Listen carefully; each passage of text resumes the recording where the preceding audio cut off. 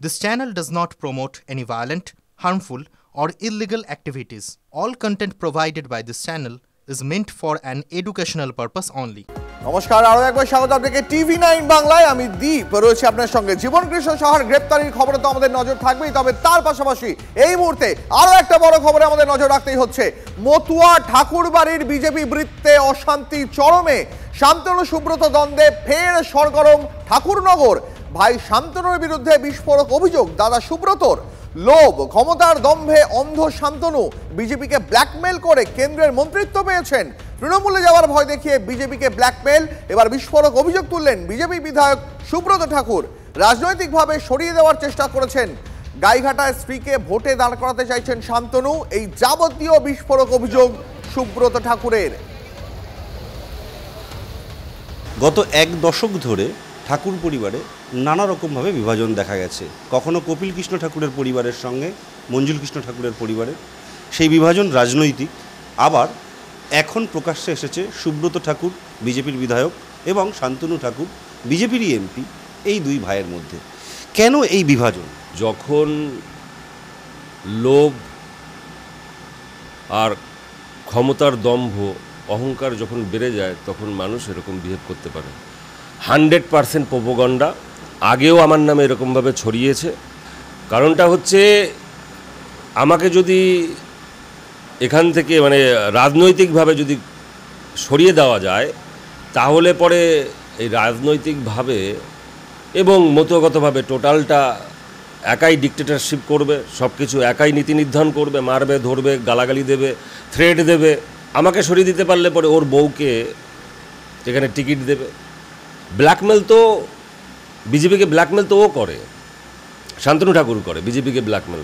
একটা দিক হচ্ছে বনগাঁয় কে জেলা সভাপতি হবে, ওর মনের মতন ওর যে ক্যান্ডিডেট না হলে পরে বারবার হুমকি দেয়, আমি এখানে চলে যাব, আমার লোক ওখানে চলে যাবে, আমি সবার আগে তৃণমূলে যাব।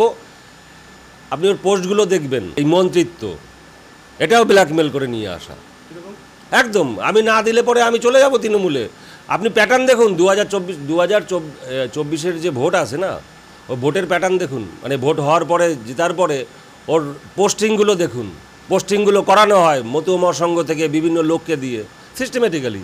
তাহলে কে ব্ল্যাকমেল করে, কে বিজেপিকে ভালোবাসে? আমার ব্ল্যাকমেলের দরকার পড়ে না। সোমা ঠাকুরই এবারে প্রার্থী করার জন্য এরকম একদম সব নিজে একা করবে আর কাউকে রাখবে না। তাতে মা থাকলো, বাবা থাকলো, দাদা থাকলো, কোনো কিছু আসে যায় না। সুব্রত ঠাকুরের বক্তব্য শোনালাম। এবার আপনাদের শোনাই গতকাল সুব্রত ঠাকুরকে নিয়ে কি বলেছিলেন শান্তনু ঠাকুর। শুনুন। শান্তনু ঠাকুর কেন উপরে উঠে গেল, আর বাকি কিছু নেই। শান্তনু ঠাকুর কেন মন্ত্রী হলো, আমি কেন হতে পারছি না? আমাকে হতে গেলে কি করতে হবে? বিজেপিতে তো এমএলএ থেকে মন্ত্রী হওয়া যায় না, তার জন্য আমাকে টিএমসিতে যেতে হবে। একটা নাটক তৈরি করতে হবে যাতে আমার পিছনের লোক গ্যাদার হয়, লোক গ্যাদারিং করে সিম্পেথি আদায় করে টিএমসিতে জাম্প। কি চাও? এই শান্তনু ঠাকুর আমাকে ডিপ্রাইভ করছে। অফিসিয়ালি টিএমসিতে জয়েন হয়ে গেল, শুধু পতাকাটা ধরিনি। স্বাভাবিকভাবে টিএমসির লোক তো আসবেই, পতাকা তো আনঅফিসিয়ালি ধরা হয়ে গেল, জয়েন করা হয়ে গেল, তো আসবেই। এই মুহূর্তে বিজেপি নেতা জগন্নাথ চট্টোপাধ্যায় রয়েছেন আমাদের সঙ্গে টেলিফোন লাইনে সরাসরি। জগন্নাথ দা, বিজেপিকে ব্ল্যাকমেল করে কেন্দ্রের মন্ত্রিত্ব পেয়েছেন শান্তনু, এই অভিযোগ তুলেছেন সুব্রত ঠাকুর। পাল্টা শান্তনু ঠাকুর বলছেন সুব্রত তৃণমূলে যাওয়ার জন্য বা যোগদানের জন্য এক পা এগিয়ে রয়েছেন। কি বলবেন ঠাকুর বাড়িতে এই অন্তর্দ্বন্দ্ব নিয়ে?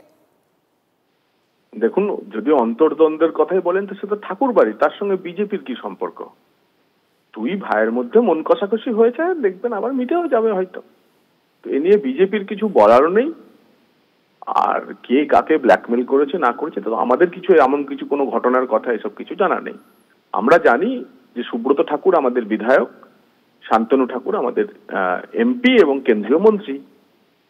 বিজেপি এটুকুই জানে, কিন্তু দুই ভাইয়ের বা পরিবারের ভেতরের বিষয় এ নিয়ে তো পার্টি কখনো নাক গলায় না, আর পার্টির কিছু বলারও নেই।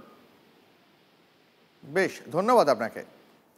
তৃণমূলে যাওয়ার ভয় দেখিয়ে বিজেপিকে ব্ল্যাকমেল করেছেন শান্তনু, এমনটাই বিস্ফোরক অভিযোগ তুলেছেন বিজেপি বিধায়ক সুব্রত ঠাকুর।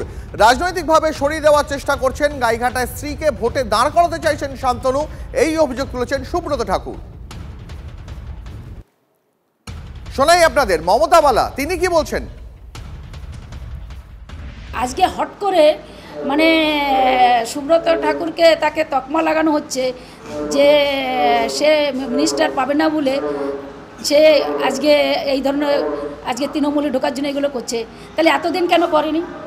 আজকে মার উপরে যে অত্যাচার করেছে সেইটাকে ঢাকার জন্য বড় ভাইয়ের উপরে যে এই অধিকার সে একা তার নিজেরাই তারা বলছে যে আজকে একা গ্রাস করবে, এবার করছে, সেটা বাস্তব সত্য কথা। আমার দল আমাকে আমার সুপ্রিম আমার যে রাজ্যসভার আমাকে জিজ্ঞাসা করছিল কি ঘটনা, সেটা আমি আমার যে দলনেতা আমার চিফ হুইপ আমাকে জিজ্ঞাসা করেছিল কালকে যে ঘটনা কি, আমি তাকে খুলে বলেছি এই ঘটনা, বাস এই পর্যন্ত, আর কোনো কিছু না।